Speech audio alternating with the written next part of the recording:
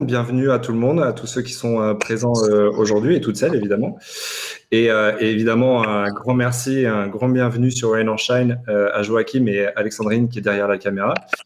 Et en direct live, c'est la première fois qu'on fait un direct comme ça d'un coffee shop. Donc ça, c'est vraiment une chouette expérience aussi, surtout que ça passe très très bien en vidéo. Et après, il faut juste au son, normalement, ça passe bien. Il faut éviter les petits clics-clics le plus possible avec le téléphone, je pense, juste pour le son. Et puis, à part ça, ça a l'air d'être magnifique. Tu es magnifique, Joachim. Merci, merci. La mèche est parfaite. Et Non, évidemment, et évidemment, les machines derrière sont magnifiques aussi. Et on voit en premier plan les fameux deux EK43 qui vont être le sujet du jour. Parce que Joachim, je ne vais pas le présenter, il n'est plus, il se présente plus, mais par contre, je vais quand même te laisser l'occasion de commencer si tu as envie de te présenter quand même pour les gens qui ne te connaissent pas, sait-on jamais. Mais en tout cas, tu es carrément quelqu'un qui connaît très bien les moulins Mancunning EK43. Et j'ai voulu vraiment en fait donner la possibilité aux gens d'écouter ce que tu as à dire en mode démonstration parce que tu postes souvent en fait sur les réseaux sociaux en fait tes petites avancées avec et à chaque fois que tu alignes un moulin et en fait il y a plein de gens qui ne font pas ce travail-là. Donc voilà, c'est à toi Joachim, montre-nous ce que tu sais faire là-dessus. bonjour tout le monde. Donc, merci, merci Manu. Juste pour me présenter rapidement, avec Alexandrine, ma femme qui est donc derrière la caméra, on a ouvert Substance Café maintenant il y a un an. Et le but c'était vraiment d'ouvrir un endroit hyper convivial où le café était vraiment au centre des débats, mais le plus élitiste possible dans la tasse, mais le moins élitiste possible, j'espère, dans l'approche.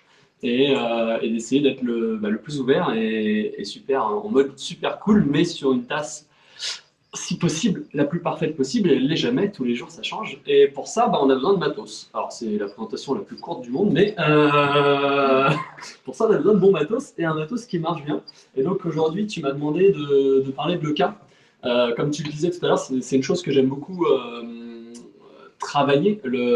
On dit qu'un EK43 est sûrement un des meilleurs moulins du monde, peut-être le meilleur moulin de l'histoire, malgré qu'il y en a aujourd'hui peut-être qui sont même meilleurs. Si on regarde les 30 dernières années, c'est possible que ça soit celui-là. Par contre, un mauvais EK43, c'est-à-dire soit mal aligné, soit un peu mal fabriqué, malheureusement ça arrive, ou juste simplement sale, c'est juste un mauvais moulin. Et c'est ça qui va être hyper important, c'est que c'est pas parce qu'on l'a acheté cher et que sur le papier il était bien que c'est vraiment bien. Donc il y a quelques petits détails qui font qu'on peut faire mieux. Juste, je vais vous montrer un petit peu le matos que je vais utiliser aujourd'hui. Je vais revenir dessus tout à l'heure. Moi, j'ai des clés Sipan, clés Allen, ici. Pourquoi? Parce que j'ai changé toutes les vis. Les vis plates, que d'ailleurs, j'en ai même pas à vous montrer. Les vis plates de l'EK d'habitude, je trouve qu'on a trop la possibilité de casser le pas de vis quand on n'a pas du bon matos ou tout simplement quand on le fait mal. Et j'en ai trop souvent cassé. Après, avec des fois la possibilité même de se retrouver avec une vis coincée. Donc, j'ai changé toutes les vis. Je pourrais vous donner les références ou vous les mettre en message plus tard aussi. Pour changer les vis, ça ne vaut rien et ça permet de l'ouvrir plus facilement et très rapidement. Donc, un marqueur type Velleda, donc qui s'efface, pas les marqueurs indélébiles. Un marqueur indélébile, c'est mieux. Vous allez voir pourquoi après. Et c'est tout, c'est tout, c'est tout. Je vais vous montrer d'autres matériels qu'on parlera tout à l'heure si tu veux, Manu, Ouais. que j'utiliserai pas aujourd'hui. Le Titus Grinding, donc qui vaut 120 euros, on va l'économiser. Hein. Voilà. Ça, Ça c'est sert à du. quoi ça en fait?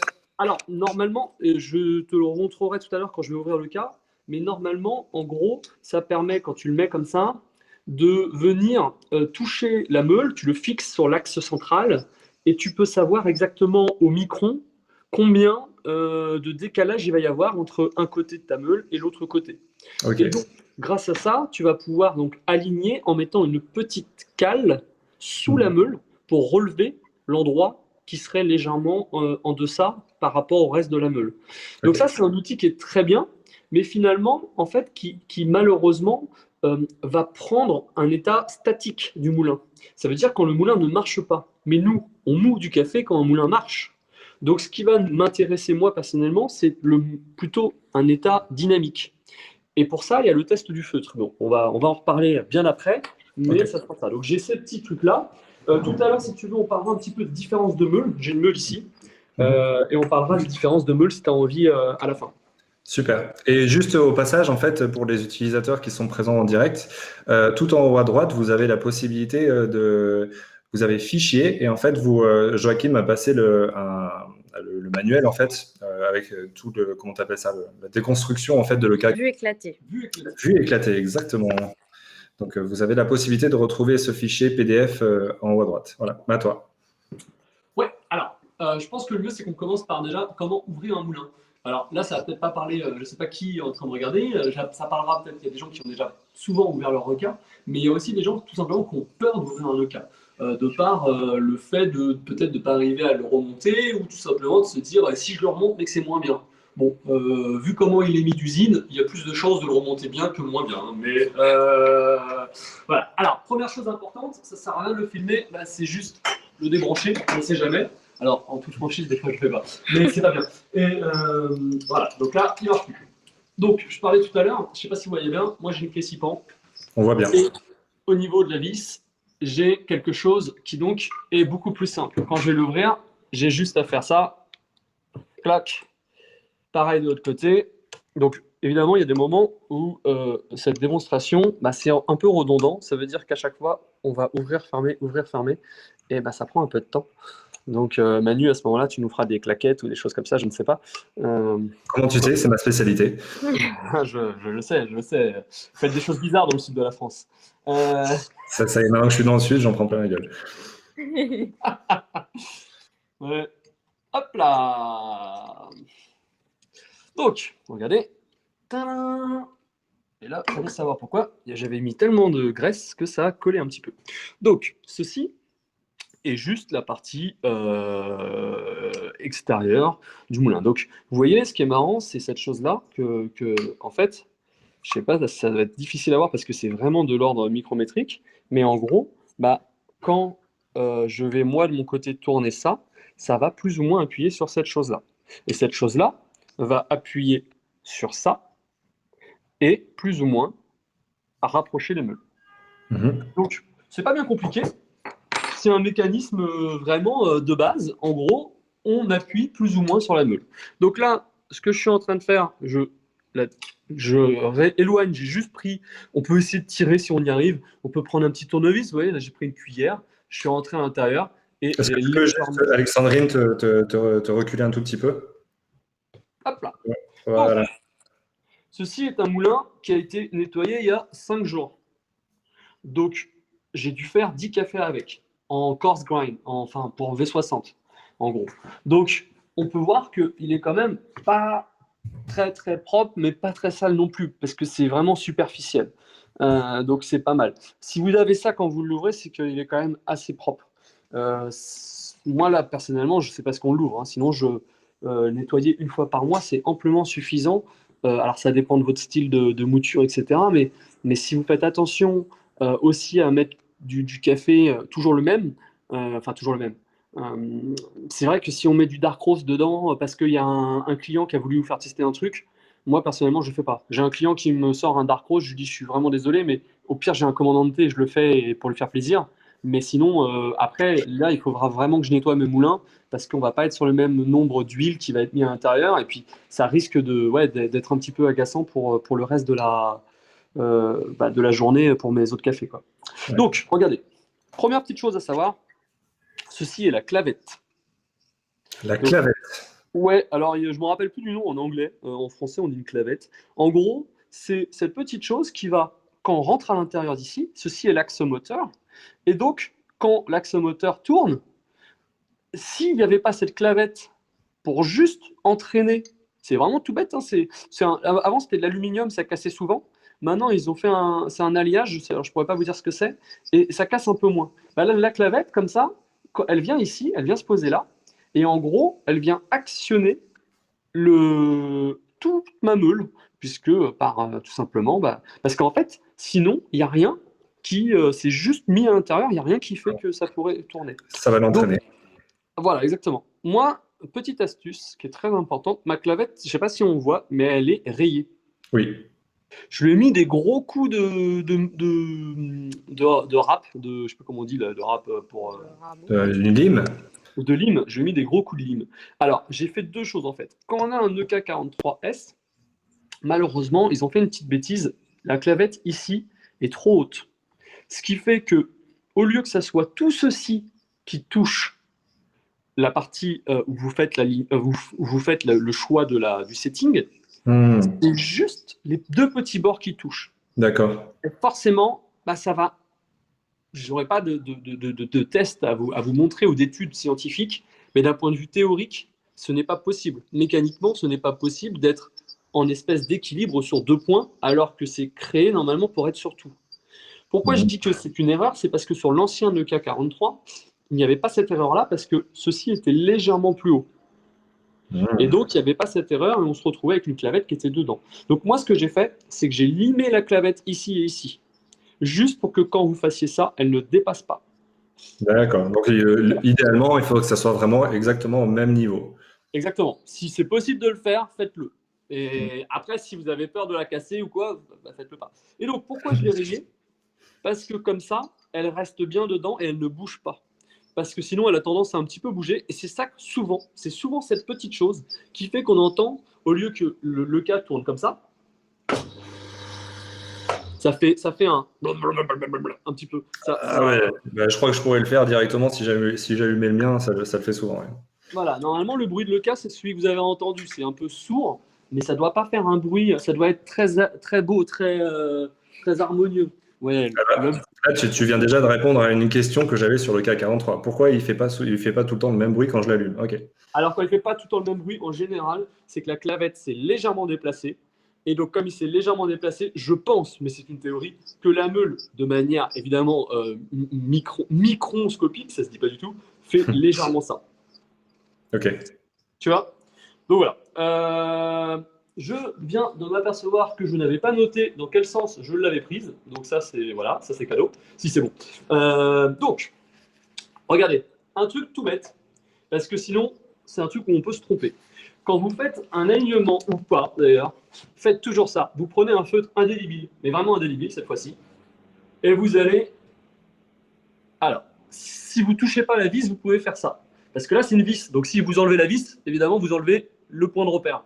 Donc, ce que je fais, moi, c'est qu'en plus, je mets un petit peu à l'intérieur aussi, là, du pas de vis qui sert à rien. Enfin, s'il doit servir à quelque chose, mais je n'utilise pas.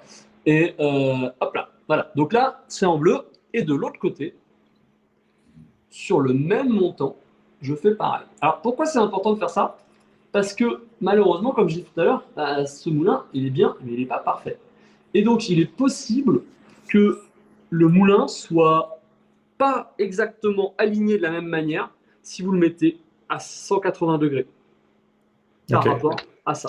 Parce Donc, que, encore une fois, en fait, une différence de quelques microns, on va pas parler de millimètres quand même, ça serait débile, non, ouais, micron, ouais. mais en fait, une très petite différence peut avoir un réel impact sur la bouture derrière. Alors, oui, après, peut-être qu'il y a un petit peu de touchage de bits. Hein. Excusez-moi de dire ça aussi. On va pas se leurrer. Tout ça, c'est un petit peu des fois C'est des tocs. Des tocs de geek. Mais il s'avère que, bon, tous les gens que je connaisse qui ont fait un alignement de cas, quand leur cas était mal aligné, c'est le jour et la nuit. Sur filtre, ça se sent un peu moins. Sur espresso, c'est très, très, très important. Parce que sur espresso, en général, je dis bien en général, on a tendance à vouloir une homogénéité. Sur filtre, et c'est là où on parlera des meules tout à l'heure si tu veux, sur filtre, moi j'ai choisi des meules différentes qui me donnent une petite hétérogénéité. Donc c'est ça qui est drôle. C'est-à-dire j'ai fait le choix inverse d'avoir en filtre, ça c'est des meules S, on va en parler puisque je suis en train d'en parler. C'est des meules SSP qui sont faites pour avoir ce qui sont appelés low uniformity, donc basse uniformité. Et en fait, elles sont faites pour avoir un spectre de particules plus large, donc plusieurs moutures différentes. Mais alors, c'est ça qui est très important, c'est qu'il y a plusieurs types de moutures différentes dedans, mais de manière constante. C'est contrôlé, quoi. Voilà, exactement. Ça veut dire qu'il n'y aura pas trop de failles, il y a même moins de failles, donc de micro-particules que ici. Sur celui-ci, qui a une autre, mon deuxième EK, qui est un deuxième, enfin qui a une autre meule, qui est ce qu'on appelle High Uniformity, de la même marque, la marque SSP, la marque coréenne. Et donc celui-ci, je vais avoir un peu plus de fine, mais par contre, au-delà de ces fines-là, je vais avoir quasiment que la même grosseur de mouture. C'est hyper uniforme. Celui-ci, je vais avoir moins de fine, moins de corse, mais par contre, je vais avoir une hétérogénéité des choses. Voilà. Donc ça, après, j'ai envie de vous dire, bon, ben là, c'est un peu compliqué. Moi, je conseille juste une chose, c'est les meules officielles, si vous avez les Turkish, jetez-les. Voilà, j'en parlais à une époque à l'ancien ingénieur en chef de chez Malconing. Il m'a dit, je ne sais pas pourquoi on a créé ces meules. Voilà. Je pense que les Turkish, à part pour faire du Turkish en grain, il y a peu d'intérêt. Par contre, si vous voulez, si vous avez les meules classiques, vous pouvez les garder. C'est très bien. C'est celle-là. Viens, Alex. Hop. C'est celle-ci. Donc ça, c'est les meules EK classiques. D'accord. Des meules, c'est au moins 10 kilos. Quand vous recevez un moulin, c'est au moins 10 kilos de passage, de grains à jeter. Donc, il y en a qui achètent du café industriel. Moi, je trouve que c'est dommage parce qu'en plus, ça leur donne de l'argent. En général, on a toujours un pote, surtout si vous êtes un coffee shop, on a toujours un pote qui avait gardé du mauvais café, qui n'arrive plus à passer. Peut-être qu'on peut soit il vous l'offre, soit on lui donne un petit billet, j'en sais rien, pour dédommager un petit peu. Et nous, ça nous permet d'aligner. Ça fait un peu partie du prix quand on achète le cas. Il faut savoir que il y a 10 kilos de café à passer. Alors évidemment, on ne met pas du 90 plus, hein, s'il vous plaît. Mais voilà. Donc là, depuis tout à l'heure, je suis en train de parler et j'essaie de le nettoyer en même temps. Donc pour le nettoyer, on peut prendre l'aspirateur. Bon là, il est vraiment pas très sale, donc je le fais pas à l'aspirateur. Comme ça vous empêchera d'avoir le bruit. Voilà, justement, alors ce que tu viens d'utiliser là, c'est une petite poire là. Où est-ce que tu achètes ça où toi? eBay, 1 euro les 3. Bon, tout simplement, c'est une pompe réflexe, pour réflexe à la base. C'est D'accord. pour la photographie. Ça, Ok. c'est top, même en journée. Hein. Quand vous faites ça, ça enlève la partie. En fait, regardez, la plupart du café, c'est ici, à cet endroit-là. Et en fait, à cet endroit-là, il y a très peu de rétention. Il y a un peu de rétention dedans. Donc, il y a des gens d'ailleurs qui font ceci, comme ça. Ouais. Moi, je ne suis pas forcément pour faire ça, parce qu'en plus, on ne va pas être sur la même homogénéité. Vous savez, on parle souvent de purge. Ce qu'il faut savoir, c'est que le café, si je m'amuse à faire des petits trucs comme ça pour récupérer les quelques milligrammes qui restent, il y a des fortes chances qu'il ne soit pas moulu de la même manière, parce qu'il ne sera pas arrivé à la même vitesse, il sera pas, voilà, il y a trop de biais. Si vous voulez être constant, surtout si c'est en shop, si c'est chez soi, en vrai, bon, au pire, il est un tout petit peu moins bon, voire avec de la chance, il serait meilleur. Si vous voulez être constant, moi j'ai toujours un gramme de plus. Quand je fais 20 grammes pour mon espresso, malheureusement, je mets 20,9. C'est la rétention de mon moulin, ça fait partie du jeu. Mais je sais que comme ça, j'ai pas besoin de taper des fois. Et si j'ai pas besoin de taper sur le cas, peut-être que je vais pas avoir le statique et tout, la pellicule argentée et tout. Donc voilà, c'est à tester, à voir vous-même, voir si ça vous plaît ou pas. Bon, alors, quand on a fini de le nettoyer, tu m'arrêtes, hein, Manu, si des fois je pars dans mes délires les plus profonds. Donc, est-ce qu'on s'amuse à nettoyer les vis? Donc, comme vous pouvez voir, c'est des vraies vis que j'ai. Enfin, des vraies vis, pardon. C'est des vis, comme tout à l'heure, des clés 6 pans. Encore une fois, je trouve ça mieux et plus facile à ne pas avoir de problème, une vis qui reste coincée dedans. Donc, vous pouvez être très maniaque et enlever toutes les petites choses à l'intérieur. C'est un peu too much. Alors j'ai une question parce qu'en fait parfois en fait on nous donne des brosses en métal pour nettoyer son moulin. Tu dis qu'il faut absolument pas utiliser ça ou ça va? La brosse en métal que tu rentres dans le là, ici là? Pour brosser en fait les stries des meules. T'as déjà vu ça ou pas? Écoute, moi j'ai jamais vu. Je fais ça dans mon barazza encore. Fallait pas dire qu'on avait un barazza encore. Écoute, je ne sais pas si ça va l'abîmer. Moi, j'ai un revêtement sur mes meules. Ils l'ont appelé Silver Night. Ça fait vachement bien. j'ai pas envie de l'abîmer, ce Bah revêtement. oui, ouais, je Donc, comprends.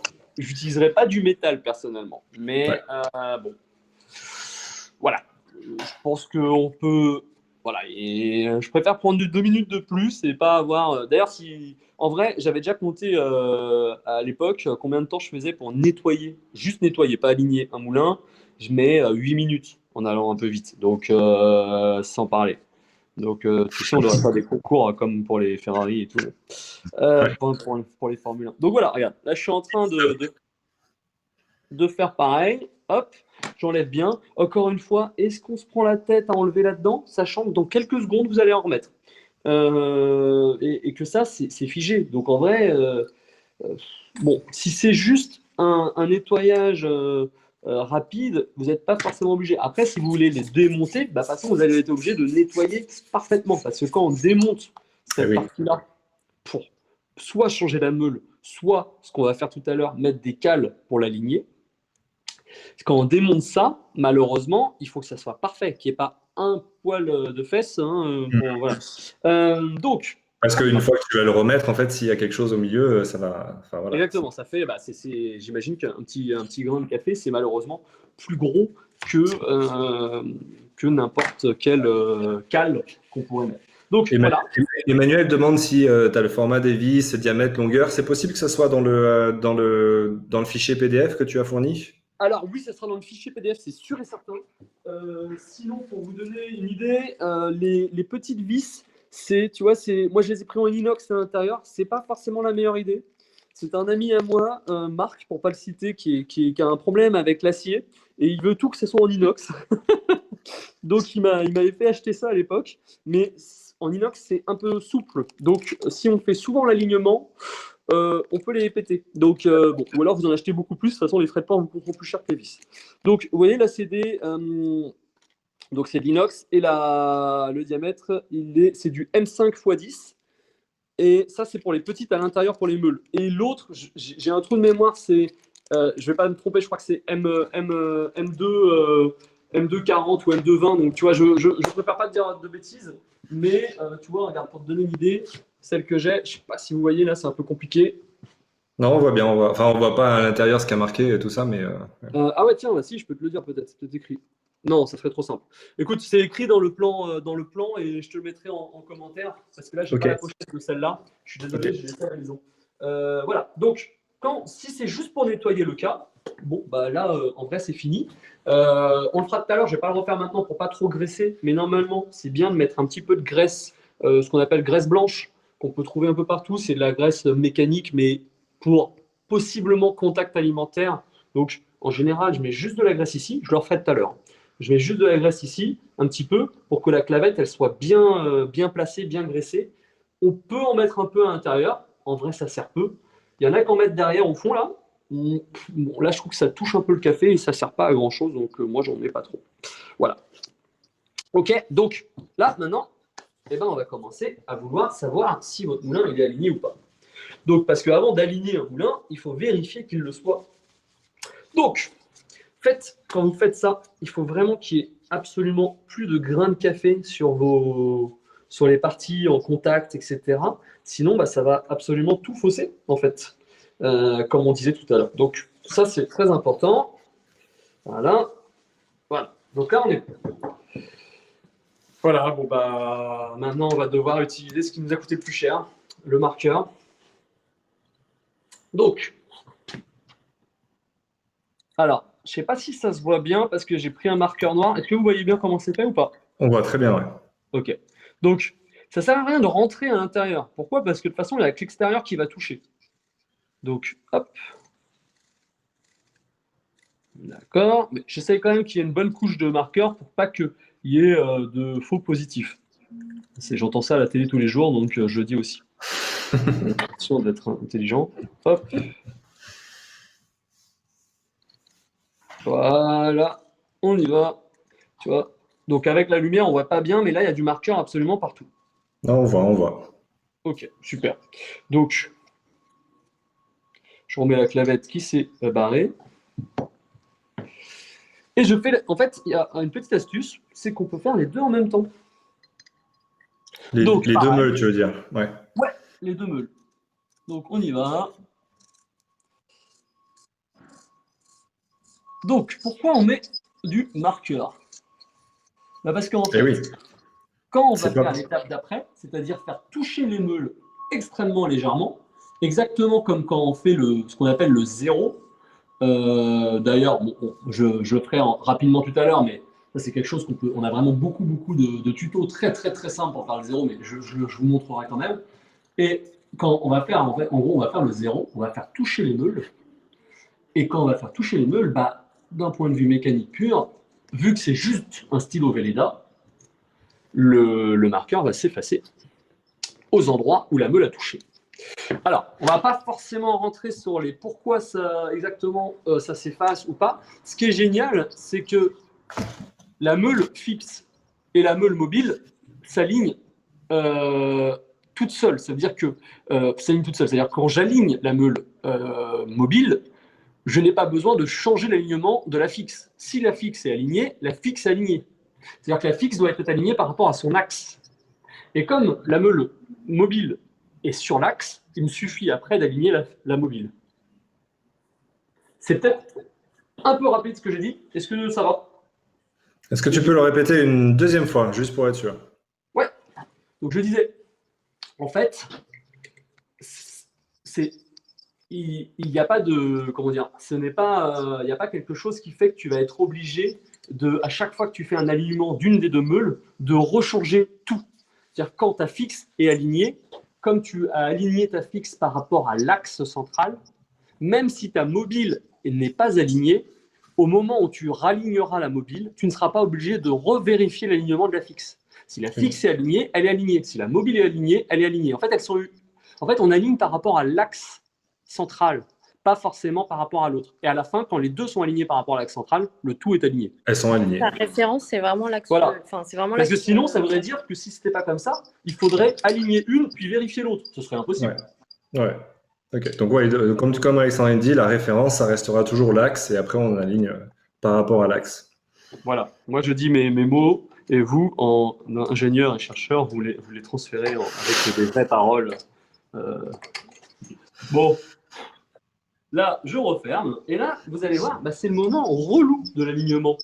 Donc, normalement, vous allez ouvrir, fermer, ouvrir, fermer, ouvrir, fermer. Alors, il est possible qu'on n'ait pas le temps que je termine l'alignement aujourd'hui. Tu le fais en combien de temps, Enfin, toi? aujourd'hui, si, mais en combien de temps je fais Ouais. En vrai, si quelqu'un me ramène un EK et qu'il n'est pas aligné, je mets entre 1 heure à 2 heures, 3 heures.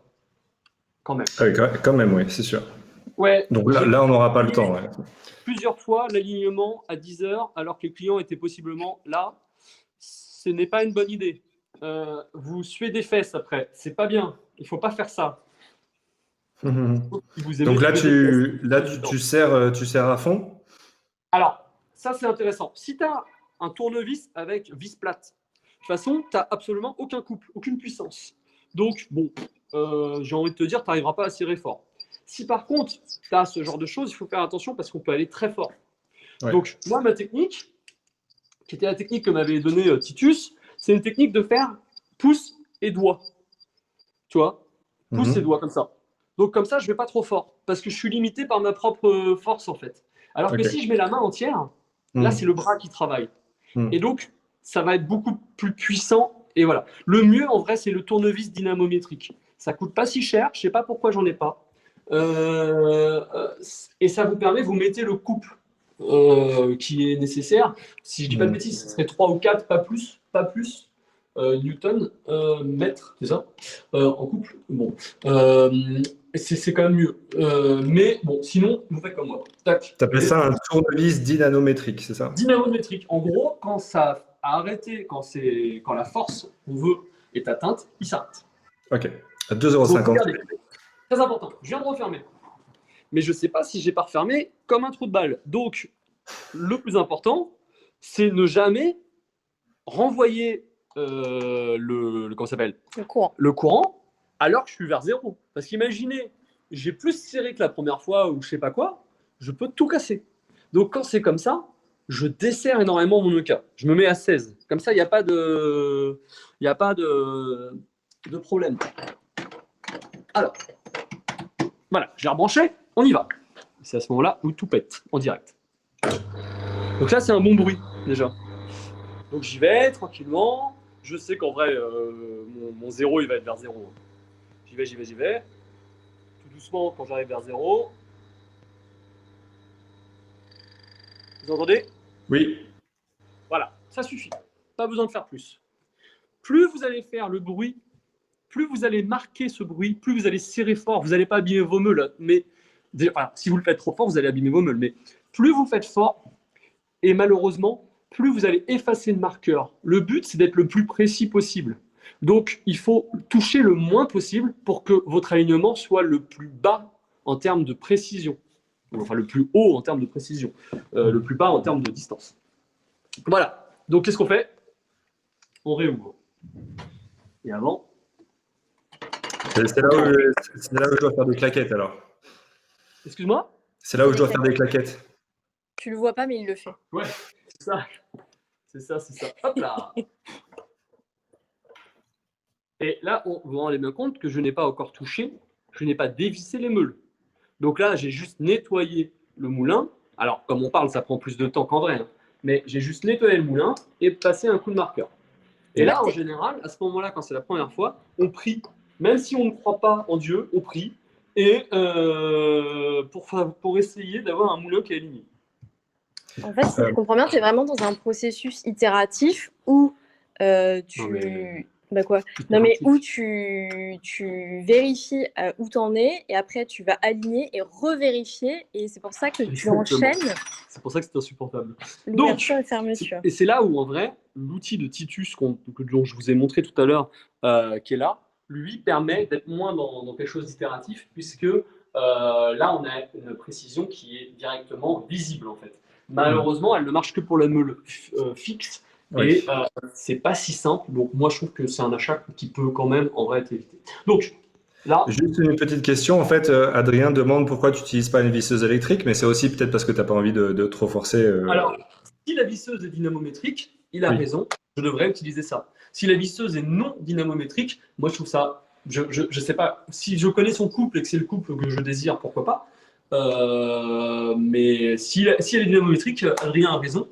Si elle n'est pas dynamométrique, effectivement, je trouve ça un petit peu fort souvent. Mais bon, ça dépend de quelle visseuse. Mais est-ce que c'est vraiment le plus long, l'étape de vissage Non, l'étape de tes 3 vissage, en heures vrai. Alors, c'est vrai qu'il a raison. Pour le dévissage, surtout de cette partie-là, et vissage, on peut le faire à la visseuse électrique. Mais quand on arrive vers la fin, moi, je préfère le faire à la main parce qu'on est sûr de. En fait, il ne faut pas y aller trop fort. Hein. Ça sert à rien. Donc, bon. Mais c'est vrai qu'on gagne du temps. Quand j'ai fait celui de Brice, je l'ai fait à la visseuse. Allez savoir pourquoi. C'était pour essayer. Donc, on y va. Brice n'est pas là. Vous voyez ou pas? Est-ce que vous voyez bien? Donc. Oui. Je me rapproche encore. Non, c'est bien, c'est bien. Est-ce qu'on voit les endroits où le marqueur a été enlevé? Alors, ce que je vois, c'est que en gros, il est resté dans la partie en haut à gauche, mais tout le reste, ça a l'air d'être effacé. Quand on regarde bien, en vrai, il est quasiment pas resté. Regarde, parce que c'est un peu C'est effacé. l'ombre. C'est juste, voilà, c'est l'ombre. C'est juste si. Tiens, attends, on va essayer. Alors là, je suis centré sur la vis. Là. Voilà. Là, on voit qu'il en reste. Ouais. Il en reste, mais la partie extérieure est quand même bonne, tu vois. Donc, tiens, bah, là, c'est clairement le moment où je vous dis, si vous avez ça, vous êtes heureux. Effectivement, Manu, si je voulais être pinailleur, et tu sais que je le suis, je mettrais peut-être une toute petite cale ici, à l'endroit dont tu parlais. Mais vu que c'est quand même effacé, c'est effacé sur moins de millimètres que le reste. Mais vu que c'est quand même effacé, c'est pas noir, c'est effacé, mais moins que le reste. Je le fais pas. Ça veut dire que j'ai peut-être 1 micron de problème ou 2 microns de problème. Il y a un moment où. Mais tu arrives à dormir, ça va? Non. C'est-à-dire que là, si je le fais, je passe 2 heures. Et il est possible qu'en le faisant, ça soit moins bien qu'avant. Il faut savoir aussi une chose, c'est que peut-être que tout simplement dans la façon, tu sais, en fait on est tellement léger, parce que j'ai eu l'autre jour, quand je l'ai fait l'autre jour, il y a 5 jours, c'était beaucoup mieux que ça. Donc on n'est peut-être pas sur un faux négatif, mais juste sur le fait que j'ai peut-être, lors de la fermeture de mon truc, j'ai peut-être juste changé un tout petit peu. C'est trop petit pour que je change. Là, pour moi, cette meule-là, elle est alignée. Là, c'était dans ton seuil où tu tolères. Ouais, non, mais Et vraiment. ça veut dire que. Là, si je prends le Titus, j'ai pas le temps de le faire aujourd'hui, mais je dois avoir 1 ou 2 millimètres. Donc, millimètres, pardon. Micron. Donc, voilà. Quelque chose qui serait pas acceptable, c'est quoi? C'est d'avoir, par Bah, exemple, un voilà, pan qui regardez. n'est pas du tout. Ça, c'est pas acceptable. D'accord. Donc en fait, si on résume, en fait, ta meule fixe, elle est bien alignée, mais la meule mobile ne l'est pas. Exactement. Donc on est tombé un peu sur un mauvais exemple parce que du coup, en fait, j'imagine que tu n'as pas trop envie de toucher ta meule fixe. Mais est-ce que tu peux quand même montrer comment, et Adrien le demande aussi, en fait, est-ce que tu peux quand même montrer comment on pose une cale en théorie? Bien sûr, mais en fait, je vais le faire sur ma mobile. Ah d'accord, ok. Et je vais t'expliquer juste une différence sur la fixe, mais la fixe, je ne vais pas la toucher. Par contre, la mobile, on va la toucher ensemble. Et là, on va prendre un papier. Donc là, on peut voir que ici, c'est bon. Ici, c'est bon. Ici, c'est bon. Ici, c'est bon. Là, c'est bon aussi. Là, c'est un peu moins bien en vrai. Mais ça va. Et c'est quand même cette partie-là qui est nulle. Donc en gros, il faudrait que je mette des cales. Maintenant que je connais bien, il faudrait que je mette une petite cale ici. Peut-être, ou alors peut-être juste une ici. Voir ce que ça donne. Et peut-être il faudrait que j'en mette une ici, une ici. C'est un peu bizarre que ça soit effacé juste là et là. En vrai, ça aura tendance à me dire que ma meule est peut-être légèrement vrillée. Alors si c'est ça, vous pouvez rien y faire. Voilà. Mais bon, on va voir. Donc, si tu dois mettre une cale là-dessus, la seule façon de faire, c'est de le coucher. Et c'est D'accord. insupportable parce que ça veut dire que tu dois coucher ton EK, relever le K, revisser, envoyer, revisser. Et c'est là où c'est le seul moment où l'outil Tidus c'est bien, parce que quand ton EK est couché, t'as pas envie de le relever à chaque fois. Mais en vrai, c'est juste un peu plus long. Et encore une fois, voilà, bon, ça vaut un peu cher pour pas grand-chose. Donc, on y va. On va maintenant s'occuper de la meule fixe, mobile, pardon, excusez-moi, et voir ce qu'on peut faire en termes de cale. Donc, ce qu'il faut, c'est prendre des repères. Donc, là, ça va être un petit peu différent parce que je sais plus ce que j'avais mis comme cale la première fois. Donc, déjà, je vais essayer. Normalement, ce que je fais, t'as ton portable, Alex? Ce que je fais, c'est que je prends une photo parce que vous voyez ici, vous avez un repère. On voit pas là. Il faut centrer. Alors, ici, D'accord. c'est Oui. la fin de la spirale. Oui. Bon, donc, vous savez, quand vous prenez la photo, que c'est en fonction de la fin de la spirale. Donc, ce que vous pouvez faire avec le marqueur, c'est de mettre un petit coup de marqueur sur le côté. Alors, mettez un coup de marqueur indélébile, hein, parce que sinon, ça s'efface. Donc, sur le côté de la meule, vous savez, comme ça, si vous bougez la meule, vous saviez qu'elle était là. Et vous prenez une petite photo pour savoir où est-ce que vous aviez placé, de quel côté vous avez passé la meule. Parce qu'imaginons, je mets ça de l'autre côté, peut-être ça marcherait mieux. Alors, c'est peut-être un truc qu'on pourrait faire d'ailleurs. Avant de mettre des cales, c'est juste parfois d'essayer de changer l'endroit de la meule. Ça peut paraître con, mais si c'est la meule qui a un souci et pas le porte-meule, ça va changer. Ça peut, par l'opération du Saint-Esprit, aligner la meule. Voilà. Ce que tu veux dire par changer la meule, c'est-à-dire que là, tu as 3 vis. En fait, tu tournes tu Exactement. enlèves les vis, tu tournes la meule un petit peu d'un cran et tu remets derrière. Exactement. Donc là, ce que je vais faire, moi, ça va être ça. Ici et là, je pense. Mais pourquoi je dis je pense? Parce que je me rappelle plus ce que j'avais fait. Cette meule a déjà été alignée à l'époque. Donc, je vais d'abord regarder qu'est-ce que j'avais fait pour me dire peut-être qu'en fait, j'avais mis un petit peu trop à l'époque de cale à un endroit. Imaginons, j'avais peut-être mis une cale de trop ici.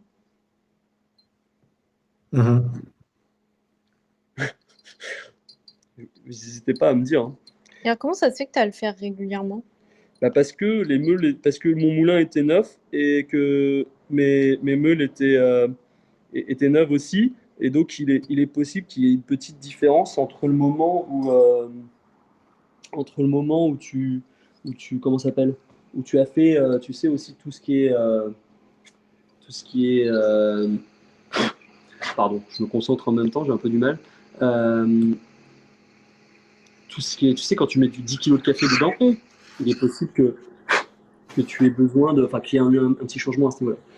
Voilà. Donc, on y va. J'ai une grosse peur là, sur cette vis-là que j'ai un petit peu foiré.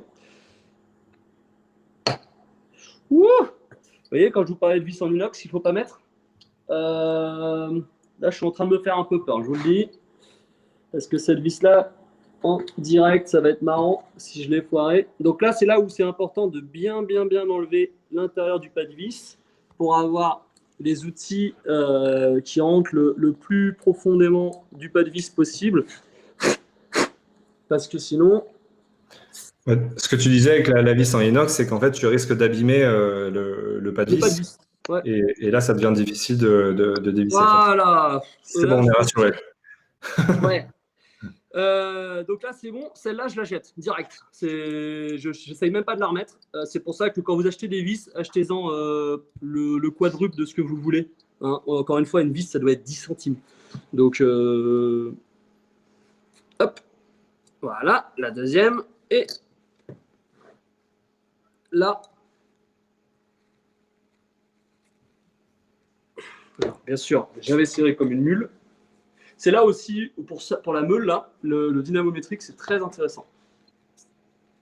Et après, c'est sûr qu'on se dit quand même qu'il vaut mieux bien serrer parce qu'on n'a pas envie qu'il y ait du jeu quand même entre le porte-meule et la meule. Alors d'ailleurs, Adrien posait la question, est-ce que tu penses que c'est pas presque impossible de régler l'alignement de la meule mobile s'il y a du jeu entre l'axe et le porte-meule mobile?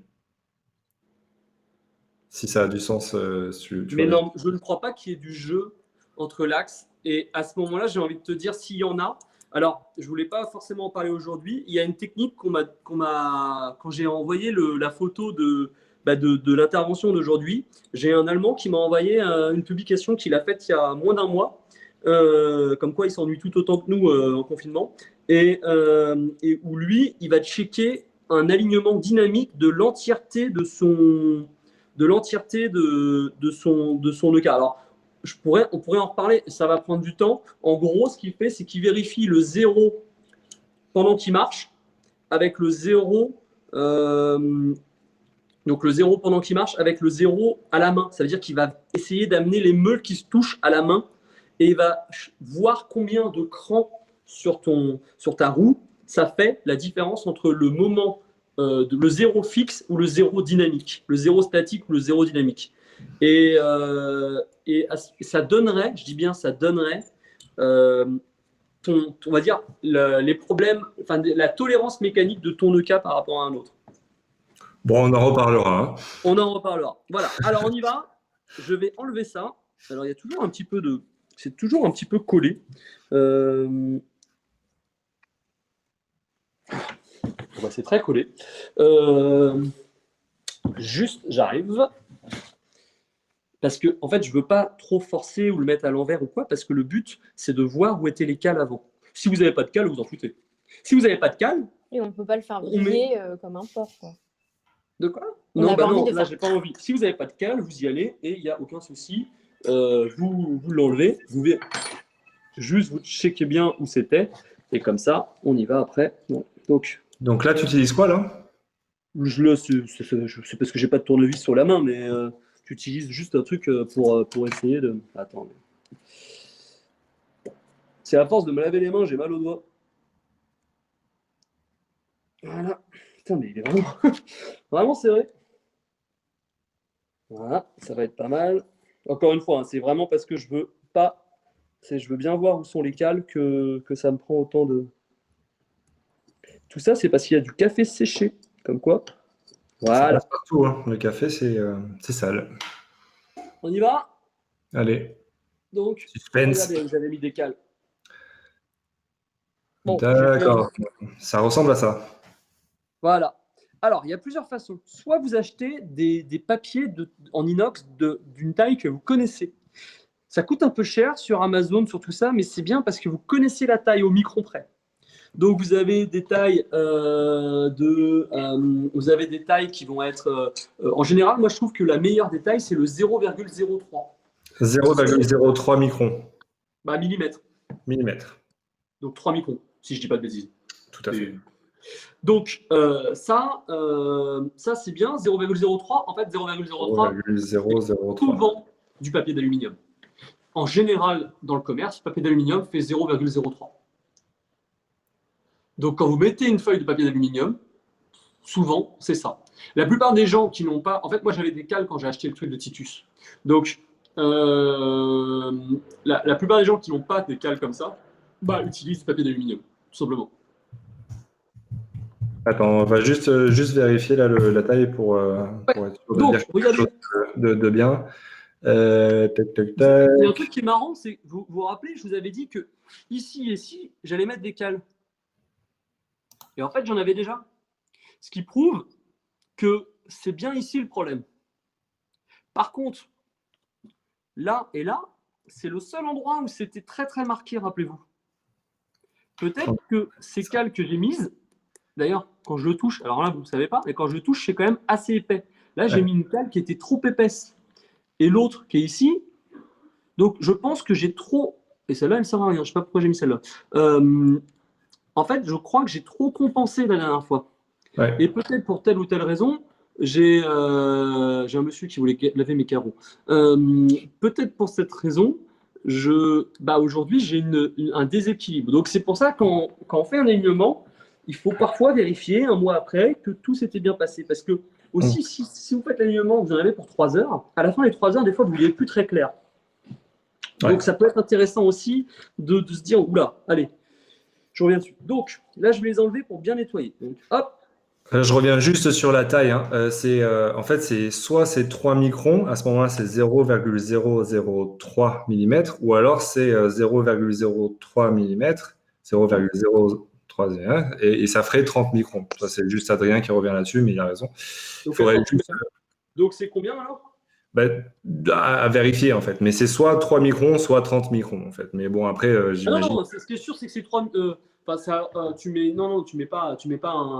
Tu mets un truc de 3 microns. Tu peux pas mettre un truc de 30, c'est impossible. Donc, c'est 0,003 mm. Voilà, c'est juste pour revenir là-dessus. Ah ouais, attends, non, ça me semble énorme. Bon, non, de toute façon, ce qui est Mais sûr, bon, enfin, on va. c'est écrit en millimètres, c'est 0,02. Donc là, c'est 20 microns à ce Ok. moment-là. Et Adrien aussi demande, en fait, comment tu le poses, juste le papier inox ou c'est collé? Ah non, tu le poses juste. Tu le poses juste. De toute façon, après, tu vas le serrer comme une brute. Donc, ah non, pas comme une brute. Mais tu vas serrer après, donc il n'y a pas de souci. Donc, tu poses, tu as deux façons. Soit tu le poses sur la meule, soit tu le poses dessus. Moi, je préfère le poser dessus. La meule, elle est déjà. C'est un petit peu. Ça fait un peu aimanté. Enfin, je pense que c'est plus statique. Hein. C'est pas aimanté, c'est plus statique. Donc, quand c'est marrant, parce que quand tu vas le mettre, souvent, il faut vérifier que la cale, elle n'ait pas été aspirée par la meule. Des fois, tu dis, ah, j'ai plus de cale. Non, non, elle est juste en dessous. Donc, bon, je pense que tout le monde l'aurait vu. Donc là, ça, il faut vraiment bien le Nettoyer encore une fois. Il y a des gens qui vont poncer ça. Alors, il y a des techniques de malade. Moi, je ne suis pas pour. Parce qu'imaginez, comme on l'a vu, qu'allez savoir pour quelle raison votre cas se désaligne pour une autre raison. Vous auriez peut-être pu compenser cet désalignement par une cale. Mais si vous l'avez à tout jamais. Mais au moins, c'est réversible. Ouais, voilà. Moi, je préfère quelque chose de réversible. C'est peut-être parce que, je ne sais pas. Aujourd'hui, vous pouvez acheter ça aussi. Je sais qu'il y a un mec comme Titus Grinding qu'en fait maintenant, ça vaut quand même 300 €, un porte-meule où il vous assure qu'il est à 0,00. Bon. Est-ce qu'on a envie de mettre 300 €? Moi, ce que je conseille de faire, c'est en général essayer de l'aligner, de le faire soi-même, voir l'énorme différence que ça fait. Et déjà, bon, après, on voit. Donc, je le remets exactement à l'endroit qu'il était. Toc, voilà. Là, il ne faut pas que je me trompe de côté quand même. Ah, c'est bon, j'avais mis une marque. D'où l'intérêt de mettre la marque. Okay. Ah oui. Donc, ça ne sert à rien de nettoyer à l'extérieur parce qu'en plus, on risque d'effacer les choses qu'on n'a pas envie d'effacer. Surtout, nettoyez bien en dessous. On nettoiera à l'extérieur après, quand elle sera reposée. Bon, après, ça, c'est comme vous voulez, hein, c'est pas grave. Donc là, tu nettoies juste, tu mets pas forcément de graisse ou n'importe quoi, en fait. Non, là, il n'y a vraiment pas besoin de graisse, puisqu'en fait, c'est des parties quand elles vont être fixées, ne vont pas être en mouvement, ne vont pas se frotter à quelque chose d'autre. Là, on parle des parties qui sont en dessous, qui sont donc totalement fixes. Donc mettre de la graisse donnerait juste peut-être après de la graisse sur ton grain ou des trucs comme ça. Donc là, il n'y a pas d'intérêt. Et puis plus tu mets de graisse et plus ça se salit. Hein. Mhm. Donc la graisse, il faut vraiment la mettre au bon endroit. Donc depuis tout à l'heure, je vous parle de l'alignement par rapport à l'axe. Je ne vous ai pas parlé de l'alignement radial. Donc il y a l'alignement axial et l'alignement radial. Le souci, c'est que donc l'alignement radial, en fait, donc par rapport au rayon, ça va être ça. Non, Alex, On va pas là. Je suis ça va être ça. captivée. Est-ce qu'il est bien au centre? Alors que l'alignement par rapport à l'axe, ça va être est-ce que ça va être bien axé? Ben, Donc a ça, c'est priori, très tu imagines quand même que c'est aligné au niveau radial à ce moment-là. Enfin, que c'est quand même, il y a les pas de vis, il y a les cales sur l'extérieur. Il y a vraiment un. Le radial, comme tu dis, le radial est plus simple à une condition. C'est que quand tu le remontes bien. Et ça, tu as deux façons de le faire. Soit en mettant tes doigts et en priant pour que tu sois Jim Ellison dans The Sentinel, une série qu'on regardait il y a 20 ans, et que tu aies le sens du toucher exceptionnel. Soit, c'est à ce moment-là qu'on voit que je suis un peu trop geek. Et, Un peu vieux. et un peu vieux, merci Alex, c'est important. Et voilà. Maintenant, je ne sais plus quoi dire. Donc, aussi un truc là quand même important, nettoyez bien les vis, les pas de vis, l'endroit, enfin pas les pas de vis, l'endroit où vous allez visser, parce que c'est quand même là une chose où ça ne doit pas bouger là. Donc ça peut pas, vous pouvez pas être en mode dégueulasse. Moi, je suis quand même pas partisan du truc qui doit être nettoyé de A à Z quand on sait que dans 2 secondes on va remettre du café dedans. Je veux dire, il y a un moment où il faut pas. Quand je vois des gens, ils ont des meules neuves après l'avoir nettoyé, je me demande juste combien de temps ils ont passé dessus. Et 2 secondes après, quand tu remets juste un peu de café pour purger, pour enlever la graisse alimentaire que tu as mis dedans, bon, bah, tu n'as plus rien. Donc, voilà.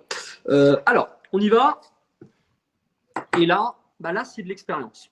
Là, je suis un peu désolé, parce que ça va être le temps qui va faire qu'on va plus ou moins savoir directement comment aligner.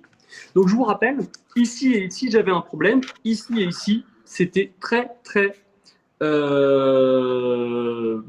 enlevé. Donc, comment je fais? Eh ben, qu'est-ce que je fais comme cale? Est-ce que je remets les deux qui étaient là, mais qui finalement ne servaient pas assez? Là, j'ai deux solutions. Soit je repars de zéro. Je vérifie l'alignement à zéro. Et encore une fois, je me dis, ça serait bien que ça marche. Et en vrai, c'est ce que j'ai un peu envie de faire. Parce que quand on voit que j'ai des cales d'un côté et pas de l'autre, on peut se demander, et si le problème n'est pas de mon alignement plutôt qu'autre chose? Donc, soit je repars de zéro, soit j'essaye juste, Alexandrine, tu peux centrer, s'il te plaît? Yes. soit je Merci. repars de zéro, soit je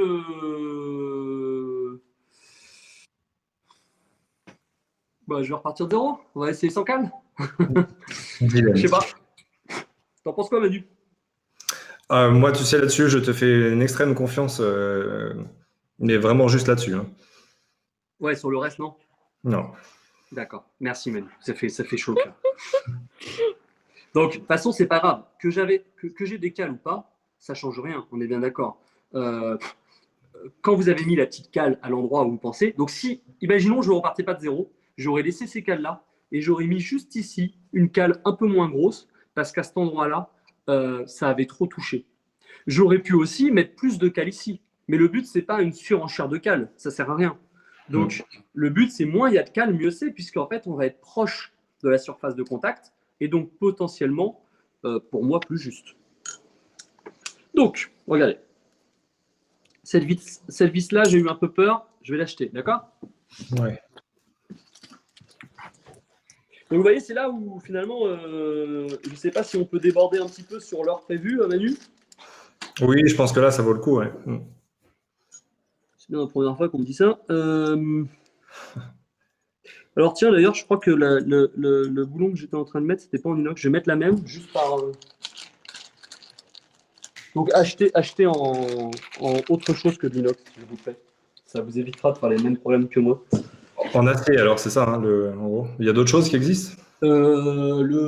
c'est pas du tungstène là, ça, un truc un peu, tu sais, c'est très brillant. Ça, c'est top, ça. Ça, c'est top.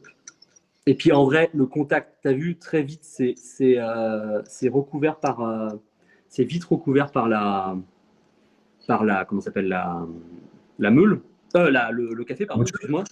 Donc, je pense que par mouture, le nombre de choses, et puis le reste est en acier, donc on n'est plus à ça près. Hein. Vraiment, voilà. L'inox, c'est bien, mais là, c'est un peu too much.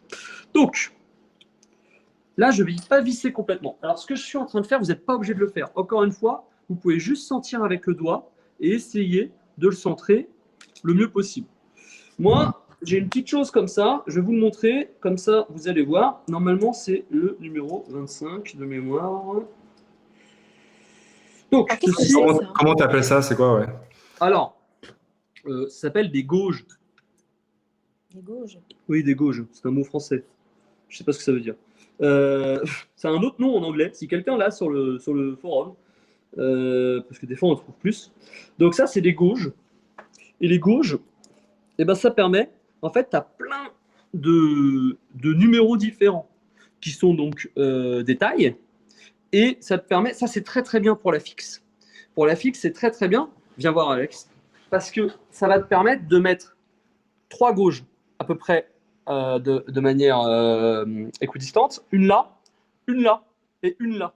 Et comme ça, quand tu vas recentrer ta fixe, tu vas, puisqu'en plus elle est un peu bizarrement foutue, on a l'impression, en fait le centre, on n'a pas l'impression qu'il est au centre, tu vois. Donc tu vas la recentrer en ayant exactement le même nombre de choses. Ça c'est pas mal. Après, Malconing a sorti un nouvel outil qui est très bien, qui coûte un peu cher, mais qui est pas mal si vous comptez faire ça, qui se place, Alex, Oui. ici, et qui permet donc de centrer la meule fixe à l'axe. Et ça c'est pas mal. Donc vous faites un radial de qualité.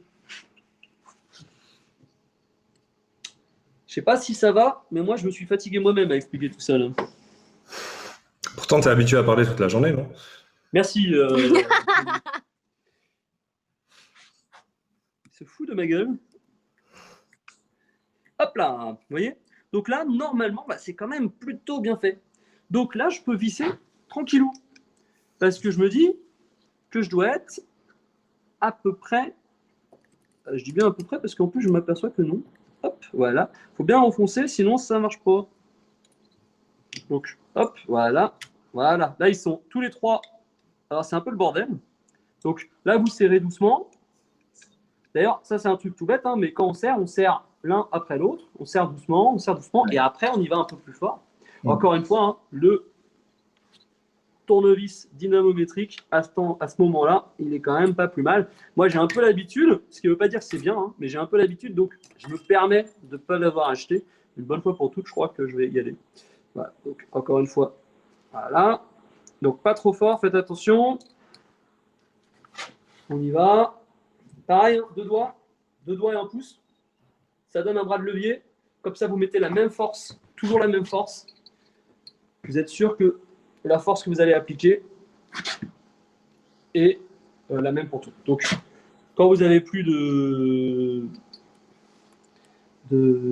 bras, on y retourne. Voilà. Cette vis est neuve. Tac. C'est bon. Donc là, moi, c'est quelque chose qu'on pourrait aller plus vite. Hein. Mais plus on va vite, et là, on va niquer les vis. On peut niquer. Il faut savoir une chose sur mon EK de la maison. Donc le plus vieux que j'ai malheureusement cassé un pas de vis à l'intérieur. Le petit écrou s'est enlevé et je pense que c'est un peu foutu. Donc ce qui fait que bon, ça marche, hein, il marche et tout, mais voilà, cette EK sera jamais parfait à cause de ça. Donc je pense que sur les nouveaux, il y a moins ce problème-là. Mais faites attention quand même, quoi. Ça serait un peu dommage. Est-ce que si jamais on ne vise pas exactement la même façon les 3 vis, est-ce que ça a un impact sur l'alignement Bien général? sûr, ouais. Bien sûr, ça peut avoir un impact fort quand même parce que bah, ça joue, hein, ça joue forcément. Donc là, on efface ça parce que ça sert à rien. J'ai estimé que c'était bien. Et d'ailleurs, j'aurais pu le laisser pour te montrer que peut-être une seconde fois ça aurait été. Mais bon. Donc on y va. j'ai refermé et je vous rappelle, je n'ai mis absolument aucune. Aucune cale. Ouais. Donc ce truc est nul. Hop. Petit stabilo. Enfin, pas stabilo, Velleda ou style Velleda.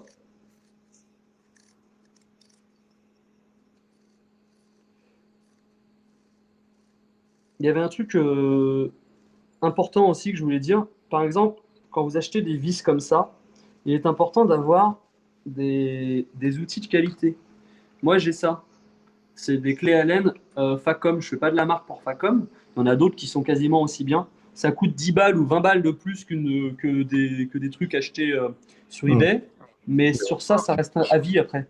Donc, il y a un moment où, voilà, c'est con, mais si c'est le truc qui est sous votre barre et que vous allez utiliser pour votre boutique, enfin, ça vaut 20 balles, quoi. Donc, il y a un moment, avoir un jeu de clés comme ça, c'est top.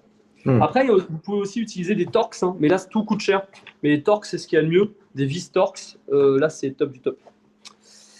J'aimerais bien en avoir, mais j'ai pas encore. Après, si effectivement il y a des choses qui font la différence, même si on s'y marque, au moins ça donne des bons conseils. Ouais. Bah, c'est ça. Après, ouais, et puis encore une fois, bon, c'est absolument. Le but, c'est des fois, c'est comme quand on achète une bonne machine. Il n'y a rien de pire qu'avoir acheté une mauvaise machine, puis après se rendre compte qu'on aurait peut-être dû acheter directement la bonne. C'est pareil.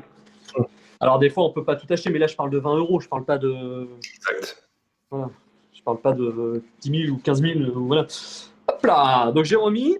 Normalement, là, tout est bien. Il faut faire attention que cette partie-là soit bien lisse aussi. Parce que si c'est pas lisse, voilà. S'il n'y a pas encore assez de graisse, évidemment, normalement, il faut qu'il y ait de la graisse à chaque fois. Là, comme je suis en train d'enlever, fermer, enlever, fermer, je ne vais pas remettre de la graisse à chaque fois. Surtout que c'est pour utiliser en microsecondes. Donc, on n'est pas. Voilà, on est. Enfin, une seconde, on n'est pas sur quelque chose d'important. Je vais essayer de me dépêcher un tout petit peu plus.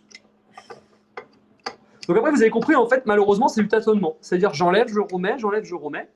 Voilà, on va s'arrêter là, mais effectivement, après, en fait, si jamais c'était pas encore fait, il faudrait que tu le refasses. Peut-être que tu rajoutes une cale ou deux, et voilà, quoi. Bah, en fait, là, ce que tu sais pas, c'est que moi, j'ouvre à 14h. Et vu que je l'ai enlevé, le truc, il sera pas ouvert avant. Mon shop, il sera ouvert. De toute façon, je fais pas de filtre. Ce qui est sûr, c'est que cette canne ne marchera pas tant qu'il sera pas aligné. Maintenant qu'il est ouvert et que je suis dessus, je vais jusqu'au bout. Ça sert à rien, à part si vous vous sentez pas, parce que vous avez peur d'abîmer quelque chose, si vous commencez de terminer, quoi. Ouais. Mais encore une fois, là, on a touché au meule. Si vous vous sentez pas de le faire, moi, je pense que juste ouvrir votre moulin, le nettoyer, vérifier avec ça, vérifier si votre moulin est aligné, savoir, avoir le cœur net, avoir ma meule fixe, elle est bien alignée, par contre ma mobile, il y a juste un petit endroit, allez, je m'en fous, ça suffit, c'est quand même bien. En plus, j'ai des bons résultats. Ou alors, le truc, c'est, je sais pas pourquoi, j'ai un problème avec le cas, il n'y a rien qui va bien. J'en parlais avec un ami il y a encore 3 jours, il me dit, ouais, j'ai un problème. Je lui dis, vas-y, goûte au Commandante. Je sais pas s'il nous regarde, Luigi. Je lui dis, vas-y, goûte au Commandante. Il goûte au Commandante, c'était meilleur sur Espresso. C'est possible que ce soit meilleur avec un Commandante, mais si votre moulin est parfait, normalement, c'est pas meilleur, c'est équivalent en espresso. Donc, en filtre, c'est un peu différent. Mais en espresso, voilà, le Commandante n'est pas censé gagner sur un EK, il est censé équivaloir, mais pas à ce point-là. Et donc, c'est clairement, sûrement, le fait qu'il ait fait des alignés. Ça joue énormément, hein, la différence de goût est vraiment flagrante. Voilà, donc encore une fois, hein, je ne vais pas comme une mule, on est bon. Je suis bien à 16. Le truc qui peut vous faire savoir si vous êtes, comment dire, si vous n'allez pas le casser en le renvoyant, c'est que quand vous êtes à 16, vous pouvez encore appuyer. Si je peux appuyer, c'est que je suis très très très loin du 0. Donc je me remets à 16, j'envoie l'électricité. Bon, j'envoie l'électricité, hein, ouais, c'est comme ça. Je suis le Raiden de l'EK43. Donc, je pense que le 0 ne sera pas à 0. Et comme ça, on va faire le 0 ensemble. Pourquoi ? Parce que vu que j'ai enlevé des cales, c'est un peu moins proche. Ah, j'ai dit une connerie. Vous entendez ? Ouais. C'est bon. Là, ça a touché. Le bruit était pas mal. Déjà, quand vous entendez, il y avait une vidéo de Barista Hustle de Matt Perger qui montrait qu'au bruit, on peut savoir si un moulin est aligné ou pas déjà. Enfin, on peut avoir une idée. Si le truc fait si c'est un bruit un peu style sinusoïdal où il y a du bruit puis il y en a plus, il y en a bruit puis il y en a plus, c'est que pas bon signe. forcément il y a un problème où la meule se touche bizarrement. Là déjà dans mon bruit, ça semblait déjà un petit peu stable, mais c'était pas non plus super continu. Donc bon, voilà. Suspense. Ouais, bon. Après, ça serait vraiment de la chance. Et en même temps, ce moulin-là, avant que je change les meules, était aligné. Ça veut dire que j'ai eu la chance d'avoir un moulin aligné d'usine. Ça n'arrive pas souvent. Alors, celui-là est aligné d'usine. Celui-là est quasiment parfait. J'ai eu une chance énorme. Celui-là était un tout petit peu moins parfait. Et ça s'est vu plus quand j'ai changé mes meules et que j'ai mis des SSP. Je ne m'explique pas pourquoi. Soit c'est que les meules n'étaient pas parfaites, ce qui est possible, soit c'est que j'avais peut-être mal fait le checking avant. Voilà. Les deux sont possibles. Donc, Alex, et là c'est le suspense. On y va. Hop là. Vous avez vu, hein, c'est pas bien dangereux de recommencer quand on connaît les gestes. C'est une question de dévisser, revisser. Et voilà. Donc là c'est simple. Je remets à l'endroit où c'était tout à l'heure. Regardez. Hop. Tout à l'heure, je vous rappelle, j'avais cet endroit-là qui touchait. Et ben donc, j'avais quand même bien fait d'avoir mis des cales. Ouais. Ici, il faut mettre des cales. Et ici aussi. Et là, il n'y a que cet endroit-là qui touche. Donc, là, c'est intéressant. Si vous voulez, je mettrai en photo, ou je t'enverrai des photos du dernier alignement, avec là où j'ai mis les cales. Oui, c'est quand même très différent. Mais pour te donner une idée, je vais remettre une cale ici. Je vais remettre les deux qui étaient là. Parce Tu peux reculer un tout petit peu, Alexandrine? Reculer un tout petit peu. Ok. Je vais remettre deux cales ici, celle qui était là, et je vais juste mettre une cale un petit peu moins grosse à l'endroit où ça touchait trop. Okay. Et je vais essayer comme ça. Donc moi, j'ai la chance d'avoir des cales de différentes tailles. Si vous n'avez pas cette chance-là, qu'est-ce qu'il faut faire? Juste superposer les cales. Et c'est un petit peu plus chiant. Ah oui, carrément. Bah, si tu as des cales de 3 mm, eh ben, malheureusement, il va falloir faire 2 fois 3 mm. Enfin, c'est du coup, moins bien. 30 microns, 0,03 mm. Encore une fois, oui, 0,03, excuse-moi. Encore une fois, bon, là, par exemple, je vois ça, là, c'est pas parfait, là, ça va pas. Là, c'est mes doigts, hein, ça va pas toucher, hein, c'est mes doigts qui font que ça a été comme ça, ici. Donc, ça a touché qu'ici. Donc là, mon EK est totalement désaligné. Cette meule est totalement désalignée. Le café ne va être moulu à la bonne mouture qu'à cet endroit-là. Ici, ça passera à une mouture beaucoup plus grosse. Ça va faire des corses. Il faut savoir qu'un moulin aligné est un moulin qui, en général, en espresso, vous gagnez toujours 1 ou 2 crans. C'est-à-dire, imaginons que vous étiez à 0,5 en espresso, vous pouvez être à 1,5 voire 2. Stéphane, mon ami qui m'aide énormément sur tout ça, mon ami ingénieur en chimiste de formation, lui, il est en espresso, il est à 3 quasiment, 2,5, 3. Et son moulin est parfaitement aligné. Bon, après, il a des SSP, il a le truc de Titus et tout. Mais voilà. Donc, tout ça pour dire, clairement, il manque des cales ici et des cales là. Alors, on pourrait faire 1, 2, c'est ce que j'avais fait la première fois, je crois. J'en avais mis une toute petite, j'en avais mis 2 ici, j'en avais mis une là, qui est quand même assez grosse d'ailleurs, une là, et 2 ici. Donc, c'est ce que je vais refaire, puisque là, on voit bien que rien n'a été. Alors, parfois, quand vous êtes chez vous, vous n'avez pas autant de cales, essayez d'en mettre qu'une. J'en mets une grosse à l'opposé, par exemple. Il est possible que ça soit quasi parfait. Si ça suffit, pourquoi se faire chier à faire autre chose? Voilà. Donc, c'est pas si simple. Il faut expérimenter, quoi. Et c'est là où, du coup, ça prend vraiment du temps, potentiellement. Ouais. Quoi. Le mieux, c'est quand même d'avoir un ami qui vous dit « Putain, j'aimerais bien aligner mon EK ». Vous le faites pour lui. Et comme ça, vous pouvez tester sur un moulin qui n'est pas le vôtre. Ça, il n'y a pas mieux, quand même. Et, parce que comme ça, si vous le cassez, vous dites que c'est pas vous et c'est top. On voit qu'il y a de l'expérience. Non, mais bon, voilà. Et donc, on l'a bien compris, hein, c'était clair, hein, en fait. Donc, ça a donné une bonne idée de ce qu'il y a à faire et des différentes étapes et aussi ce qu'il n'y a pas à faire. C'est pas si simple parce qu'en vrai, c'est du tâtonnement. Le tâtonnement, c'est long, donc ça passe pas forcément en live.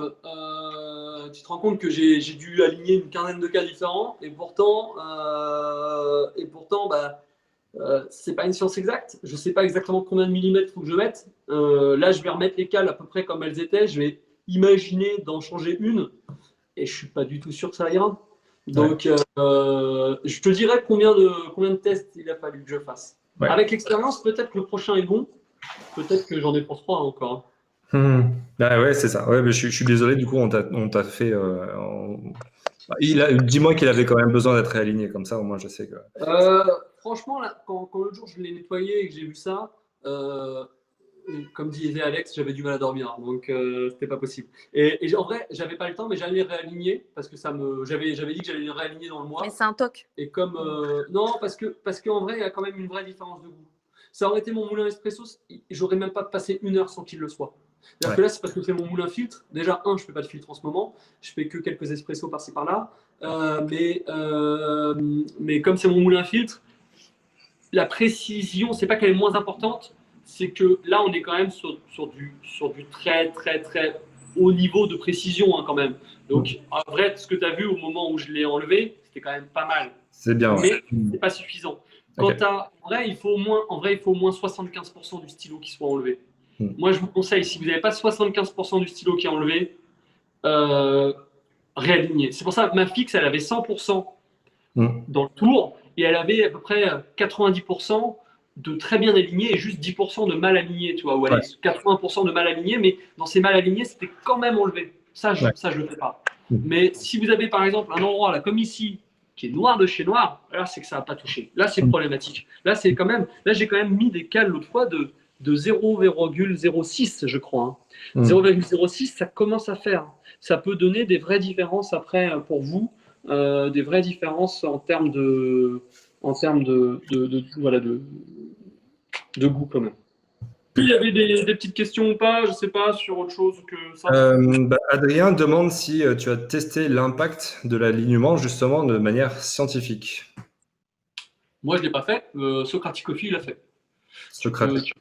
Voilà, c'est d'ailleurs que moi, je suis quelqu'un qui aujourd'hui me sert des autres pour tout ce qui est data, parce que c'est pas mon métier, et qu'ils ont des ustensiles qui le font mieux. Et après, la data, elle est intéressante au début, mais par exemple, je trouve un truc qui est plus intéressant que des data ou du réfractomètre ou ceci, savoir un panel de personnes qui viennent déguster. Ça, pour moi, c'est intéressant. Malheureusement, c'est plus difficile. Mais imaginons, j'ai 10 professionnels. Qui aiment bien goûter et de types différents. Un barista, un torréfacteur, je sais pas moi, un Q-grader, des gens différents. Et on fait cet impact. Et pas à l'aveugle, mais c'est chacun écrit, chacun donne une note et à la fin on mixe. C'est ce que j'avais fait une fois pour SSP versus EK. J'avais mis le TDS et à la fin le TDS, je m'en foutais. Parce qu'en vrai, le TDS, c'est juste un nombre. Moi, de plus en plus, j'en ai un peu marre. Je préfère la qualité à la quantité. Et en vrai, Socratic Coffee le fera beaucoup mieux que nous. Donc, je laisse ça à Socratic, je laisse ça à d'autres qui le font mieux que moi. Ouais, en fait, c'est ça, parce qu'après, il y a les outils et tout ça. Donc après, de toute façon, d'avoir un panel, si on a un panel et qu'on peut aussi le faire de manière scientifique si on le garde. Mais après, d'autres ont le matériel. Et d'ailleurs, j'en profite pour faire une aparté, mais cet après-midi, justement, il y a Nasco qui vient, et donc c'est une de ces personnes qui justement a accès à du matériel vraiment scientifique et qui peut très bien en fait faire ce genre d'expérience, c'est-à-dire avec différentes moutures, avec des alignements différents, et derrière il va te dire exactement ce qu'il y a dedans. En tout cas, il va nous dire ce qu'il est capable de faire avec ses instruments. Et là, en fait, oui. Ouais, non, pardon, juste par rapport à ce que tu dis, c'est très important parce que quand même, juste le test de Socratic Coffee, il est net. Faut le retrouver, mais il est net, c'est-à-dire qu'il y a une répartition des particules qui est vraiment, vraiment meilleure quand c'est aligné. C'est assez incomparable. Par contre, la vraie question qui est derrière, et qui va tarauder plus d'un quand on a taraudé plus d'un depuis des années, c'est est-ce qu'une répartition unimodale, donc très haute et très uniforme, est meilleure qu'une répartition non unimodale ou hétéromodale, je ne sais pas comment on dit. Oui, évidemment, la question reste ouverte, mais elle est ouverte sur la mouture, elle est ouverte sur la torréfaction aussi, hein, ceci dit. Est-ce que c'est bien d'avoir des grains qui sont exactement tous torréfiés de la même manière, ou est-ce qu'une variété, en fait, une variabilité un petit peu dans la torréfaction va donner plus de complexité, en fait. Plus de complexité pour le barista, peut-être pour l'extraire. Après, il faut faire attention. Mais Certes. plus c'est unimodal, plus c'est stable, et plus on aurait tendance à arriver à bien faire les choses. Après, est-ce qu'on se ferait pas un peu chier aussi? Je sais pas. Pour l'espresso, les tendances, les recherches et aussi les gens qui ont testé sont quand même tous pour quelque chose d'assez unimodal. Et donc, un alignement parfait est quand même important. Par contre, pour filtre, c'est un peu moins sûr. Mais encore une fois, moi, j'ai acheté des meules qui font en sorte que ça soit pas unimodal, mais maîtrisé. S'il est désaligné, c'est pas unimodal et pas maîtrisé. Donc c'est très différent. A priori, on a des meules, on a un axe. La meilleure façon de l'utiliser, c'est que tout soit aligné, quoi. Enfin, il n'y a pas de. Ouais. Y a pas... Donc, et encore une fois, le plus important, pourquoi cette intervention, pour moi, elle m'était chère, avant de vouloir aligner, au moins vérifier votre alignement. C'est un peu comme quand on prend une voiture, on vérifie que les pneus soient gonflés. Parce que c'est vraiment important. En fait, le fait qu'il soit aligné ou pas, c'est finalement après, au moins sachez-le. Et si vous ne sentez pas de le faire, peut-être il suffit que. Moi, les premières fois, on l'a fait à 3. Hein. On était à 3 devant, comme ça, chacun avait vu plusieurs fois les vidéos. Et à 3, on a fait moins d'erreurs. Ça nous a permis de faire moins d'erreurs. Voilà. Top. Moi, j'ai absolument adoré ça et j'ai vraiment envie de démonter. Donc, déjà, rien que pour vérifier l'alignement. Et puis après, de m'y mettre sérieusement. Il faut trouver les petites cales, il faut trouver exactement les bons outils. Et peut-être changer les bits. Qu'on peut regarder. Les outils, franchement, c'est pas grand-chose. Là, moi, je vous ai parlé d'outils comme des trucs comme ça, c'est pour le faire souvent. Mais ouvrir votre cas avec un tournevis classique, vérifier l'alignement avec. Tout le monde a des tableaux blancs quasiment, donc vérifier l'alignement avec ça, ça coûte rien et quasiment tout le monde peut le faire cet après-midi si vous avez le cas avec vous. Donc ça, c'est possible. Par contre, après, effectivement, aligner, ça demande d'avoir soit les papiers, soit quoi. Il y a quand même énormément de sites qui le proposent. Je peux essayer de te retrouver aussi sur. Je sais que sur Amazon, alors ça me fait chier d'acheter sur Amazon, mais il y a ils ont des papiers d'aluminium à différentes tailles. Ça doit pouvoir se trouver. Ok, top. Après tu m'envoies la liste et je le mettrai dans les fichiers. J'essaierai de trouver ça. Cool. Super. Vraiment merci. Je t'envoie les photos du résultat aussi. En plus, je mettrai ça aussi. Je vais les publier aussi. Merci beaucoup énormément à vous deux. De toute façon, en fait, elle sera peut-être pas en podcast celle-là, mais parce que ça n'a pas d'intérêt sans la vidéo. Mais par contre, on va poster ça très vite sur YouTube. On va essayer soit aujourd'hui, soit demain, de toute façon. Et puis après, pour partager ça, on mettra un certain nombre en direct. Mais je pense qu'il y a beaucoup plus de monde qui vont regarder cette vidéo et qu'elle sera partagée parce qu'elle est super utile. Et j'en connais pas des comme ça. Il doit y en avoir forcément sur YouTube, mais en tout cas en français, ça m'étonnerait. Voilà. Donc, non, clairement pas. Donc c'était chouette. Merci Joachim et merci Alexandrine. Allez Manu. Allez, ciao tout le monde. Ciao. Salut. Ciao, bye bye.